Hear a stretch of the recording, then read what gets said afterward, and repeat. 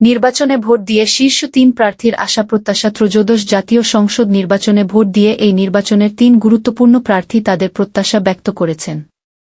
বিএনপির ভারপ্রাপ্ত চেয়ারম্যান তারেক রহমান বলেছেন, গত রাতে বিভিন্ন জায়গা থেকে কিছু অনাকাঙ্ক্ষিত খবর পেয়েছি, যেটা কাম্য নয়। আইনশৃঙ্খলা রক্ষাকারী বাহিনী অত্যন্ত কঠোরভাবে সেসব ঘটনা দমন করেছে। তবে তিনি যোগ করেন, মাত্র ভোট গ্রহণ শুরু হয়েছে। শেষটা না দেখে এখনই কিছু বলব না। আমি দৃঢ়ভাবে আশাবাদী।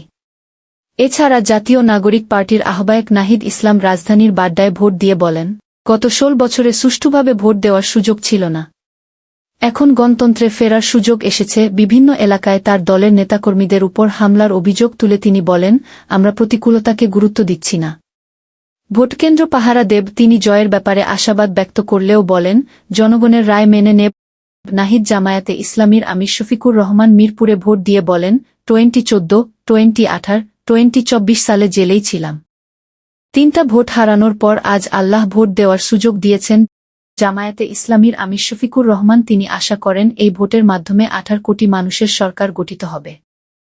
শান্তিপূর্ণ, সুষ্ঠু ও সংঘাতমুক্ত নির্বাচনের জন্য দোয়া করে তিনি বলেন, এই দেশটা গড়তে হবে সকলে মিলে।